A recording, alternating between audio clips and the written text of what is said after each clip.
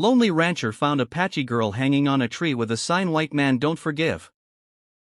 Under the merciless sun of New Mexico, Calder Wyatt rode with a slow steady rhythm, dust lifting with every step of his dun mare. He had been trailing a lost here for half a day, the prints gone soft in the cracked earth. The silence out here was sacred, broken only by the faint creak of leather, the whine of wind, and the occasional call of a distant hawk. Calder liked it this way, alone, quiet, predictable, but then he heard it so faint it might have been wind, a sound like a breath that had forgotten how to breathe. He froze in his saddle, head tilting, heart slowing. It came again, a whimper weak and sharp like a thread about to snap. He dismounted quickly, tying the reins to a dead limb with his rifle slung over his back. He moved through the scraggly junipers and boulders until he came upon a clearing ringed by old cottonwoods, and there beneath the oldest tree he saw her. She was hanging by the wrists, arms stretched above her body limp like a broken doll. Her feet barely touched the dirt. Her skin was sun-dark and dust-covered, her long black hair matted with sweat and blood. Her chest rose in shallow erratic breaths, but she was alive. Calder's eyes snapped to the crude wooden sign nailed to the tree above her head. The words were scrolled in thick red paint, angry and jagged: white man don't forgive. He stepped back involuntarily, bile rising in his throat. The air thickened, a warning, a message, a curse. He glanced around, scanning the ridges, the rocks. No movement,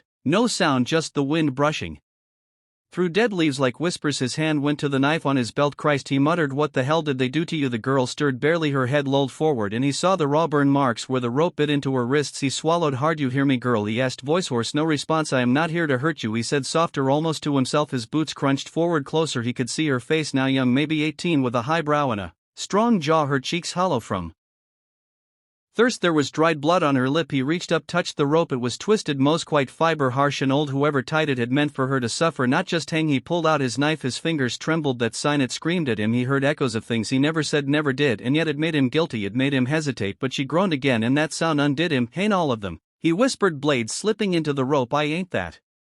But with one firm slice the rope gave way. She fell forward and he caught her just in time. Her body was warm, burning, even and light in his arms, like she had no bones left. Her eyes fluttered open, dark, frightened, unfocused. Calder eased her down to the ground, one knee in the dust. He poured water from his canteen onto a cloth and dabbed her cracked lips. Easy now, he said, you're safe, at least for the moment. She blinked once, then again, still no words, but her hand clutched weakly at his sleeve. He looked at the sign one last time, then at her, then he pulled off his coat and draped it over her shoulders. You got a name? He asked gently. Nothing, guess we'll find one for you, he murmured. He stood lifting her with effort, cradling her like something not yet broken. But for now you're with me. And with that, Calder Wyatt stepped back into the wilderness, carrying a girl marked for death and a secret heavy enough to hang a man. The sun was dipping low by the time Calder reached his ranch, just a modest outpost clinging to the edges of a desert too stubborn to forget violence. A single windmill creaked on the edge of the fence line, and the old barn sagged like it mourned something. The house itself was one room and a loft roof patched with old sheet metal, but it stood solid and honest like. The man who built it. Calder eased the girl from the saddle and carried her inside. She was fevered, her head pressed to his chest, whispering breaths like dry leaves skittering across a stone floor. He laid her on the cot and unwrapped the coat, careful not to startle her. Her eyes fluttered open for a moment, dark and wide and distant, but they watched him. The lantern flickered against the walls as he poured water into a metal basin and set it near her feet. He grabbed a clean cloth from a shelf and knelt. Her legs were bruised, scraped, one ankle swollen, rope burns marred her wrists like brands. I ain't going to hurt you, he said, more to break the silence than to expect any reply, just cleaning up a bit. He dipped the cloth into the warm water and wrung it out, then slowly, reverently, he took her right foot and placed it in the basin. She flinched just barely. He paused, waited. When she did not pull away, he began to wash the dust and blood from her skin, his movements gentle, precise, like he was touching something sacred. The water turned red and brown. He worked in silence, careful not to meet her gaze for too long, though he felt it on him like a blade drawn halfway, unsure whether to strike or fall. Her lips parted once as if to speak, but no sound came. Reckon you don't talk much, he muttered, not unkindly. That's all right, silence is better than most things most days. He finished the first foot, then the other. She let him. When he was done, he wrapped them in soft cloth strips and set her feet gently on a folded blanket. You remind me of a river I used to camp near, he said quietly, almost to himself. It was dry most of the year, looked dead, but after the rains it ran fast and deep. Had a name, but the locals called it Quiet Snake. Don't know why, just quiet. He looked at her again, studying her features in the lamplight, cheekbones sharp as ridge lines, lips cracked but full, dark lashes thick with sand. She was young, too young for this kind of suffering, but there was something old behind her eyes, something that did not flinch from pain, only waited for it to pass. I'll call you Lena, he said softly, just for now. You look like Elena, quiet but strong.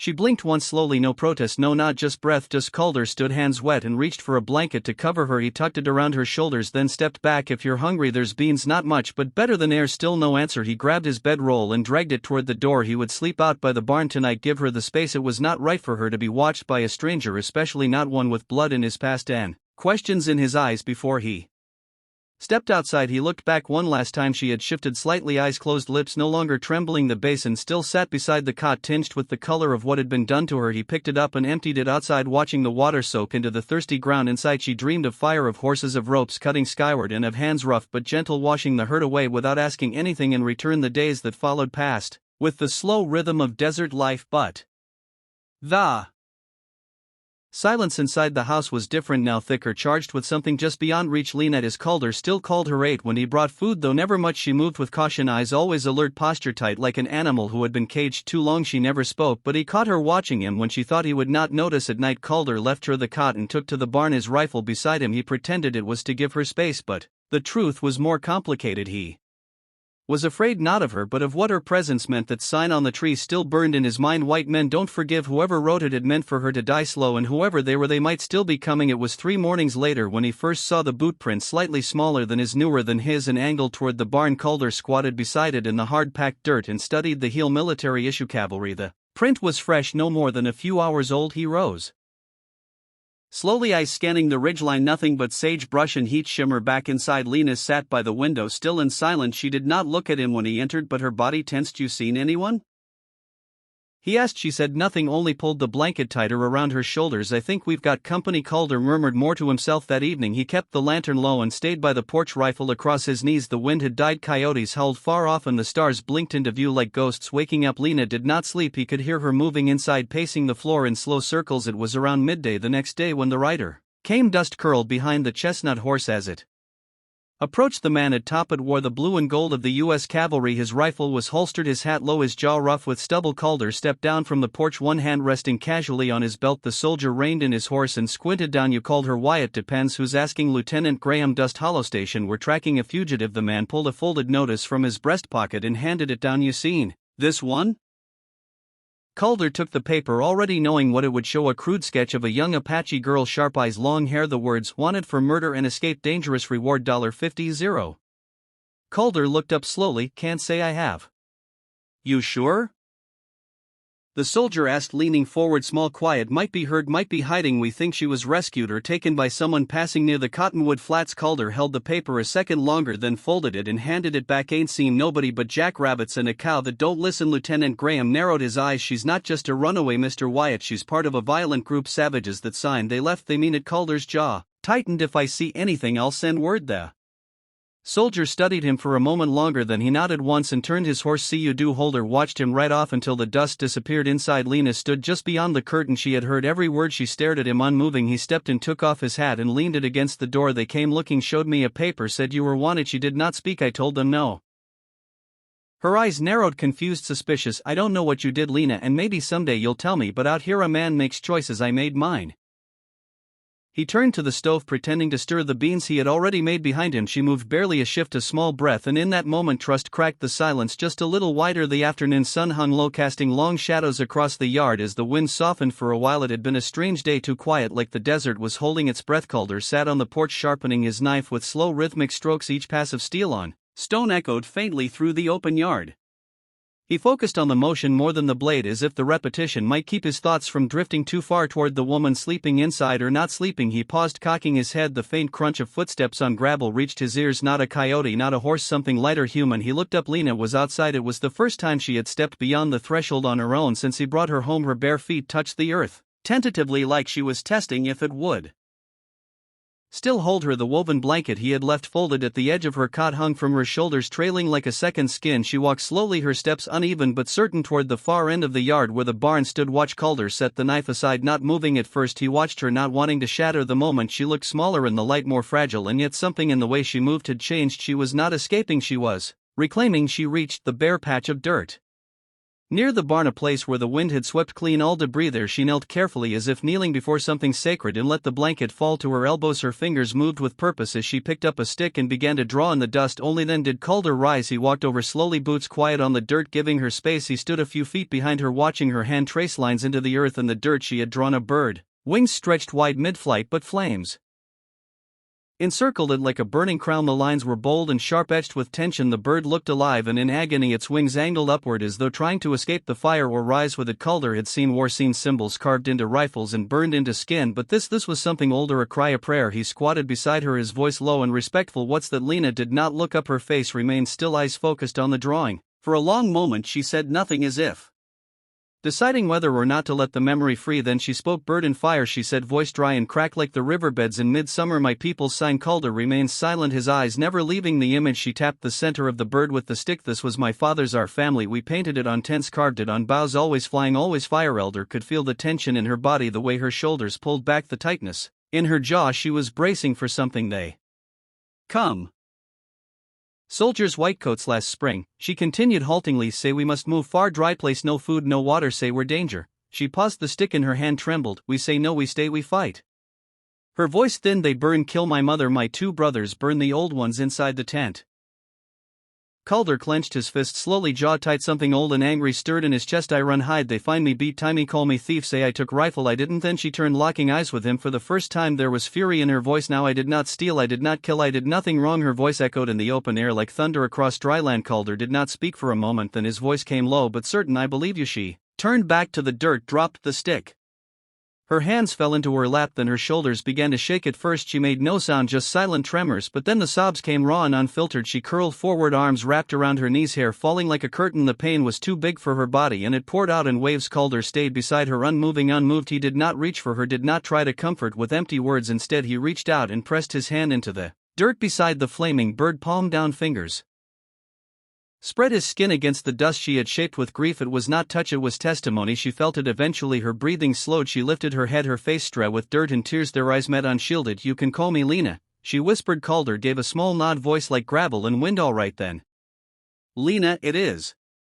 They sat together in silence as the sun slid behind the ridge and the fire burned in the dirt, faded into shadow, but its ashes like the truth remained. That night the wind whistled low through the rafters, whispering through the thin walls like a ghost remembering its name. Calder sat by the fire, boots off, shirt sleeves rolled, tending a kettle of beans. Lena stood by the window, arms folded around herself, watching the night settle over the desert. The silence between them no longer felt like a wall. It was something gentler now, like shared breath. She turned suddenly. "You want to know the truth?" Calder looked up, his spoon pausing mid-stir. He nodded once, careful not to press her with words. She walked slowly to the table, sat across from him. Her voice was quiet but clear. "My father was a minor chief," she began. "Our band small, peaceful. We traded with settlers, even learned their god. We had rules, boundaries. We wanted to live." Calder listened, his face unreadable but focused. "Full winter ago," she continued, "a white woman was found dead near our hunting ground, throat cut. Her husband said it was us." Her fingers tensed around the table's edge. "But it was not. She died because he killed her. Everyone knew, but they blamed us." Her eyes found CRS. "The soldiers came, not just them ranchers, 2 townmen with rifles and fear. They said they were taking justice." She swallowed hard, the pain rising in her throat. "They burned our camp, shot my brothers while they slept. My mother died holding the prayer beads the priest gave her. They left my father hanging from our council pole." Calder lowered his eyes. "They found me in a hollow tree. I was hiding, I had a knife, but they took it. Said I was planning revenge, said I was dangerous. They tied me, questioned me, beat me, then they took me to that tree you found me on, hung me up like bait for who?" Calder asked, his voice a low scrape. "For the rest of us, for anyone still alive and angry." She stared at him, then asked softly, "Why did you cut me down?" He looked at her for a long moment, the fire crackling between them. "Because once," he said. Her brow furrowed. "My family," Calder said, voice flat. "Last spring raiders hit our ranch, Apache. They said maybe it was, maybe it wasn't. I was out hunting, came back to ashes. My sister was 16. I heard her crying in the barn, but I was scared. I didn't go in. I waited for help. She died before anyone came." The silence after that was different, not empty, heavy. "You saved me because you couldn't save her," Lena whispered. He nodded. She studied him. "If I had been white, would you still have pulled the knife?" Calder stood slowly, walked around the table until he was in front of her. She looked up, searching his face. He reached down, cooped her chin gently in one hand. His fingers were calloused, but his touch was careful, measured. "I don't love skin," he said. "I love what breathes under it." Her eyes welled but no tears fell. She reached for his hand, pressed her cheek into his palm, and then, as if by instinct, they leaned into each other. The kiss was quiet, hesitant at first, then fuller, as if both had been holding their breath for too long and finally remembered how to exhale. Her hands trembled on his chest, his arms circled her back. The fire popped softly behind them. Later they stood in the small kitchen, candlelight flickering against old wooden beams. Their shadows moved as one on The far wall, a slow dance neither of them had ever learned, but somehow knew. Outside, the desert wind calmed for the first time in days. Inside, something began to mend. The wind returned with the morning, gusting harder than usual, carrying the scent of sand and distant smoke. Calder felt it in his bones, something shifting. He had lived long enough under the sky to recognize the wait before a storm, even if it came with boots instead of clouds. 3 days had passed since the kiss, since the words. Neither of them said aloud took root in the silence. Lena had begun to move more freely around the ranch. She helped feed the animals, swept the floor, even laughed once softly when Calder cursed the stubborn mule that refused to eat. But the peace was thin. By noon, a trail of dust rose from the east. Calder stood by the fence, jaw tight, rifle resting against the porch. 3 riders approached, local men in canvas coats and old hats, rifles slung across their backs. Their leader wore a tin badge on his chest that looked more self-appointed than earned. Wife, the man called as he dismounted. Heard tell you might be harboring someone don't belong. Calder kept his voice even. You hear a lot of things, Joe, don't make them true. Joe Prescott spat into the dirt. A girl Apache, there's a reward, $50 cash, and the thanks of every God-fearing man west of the POS. You come all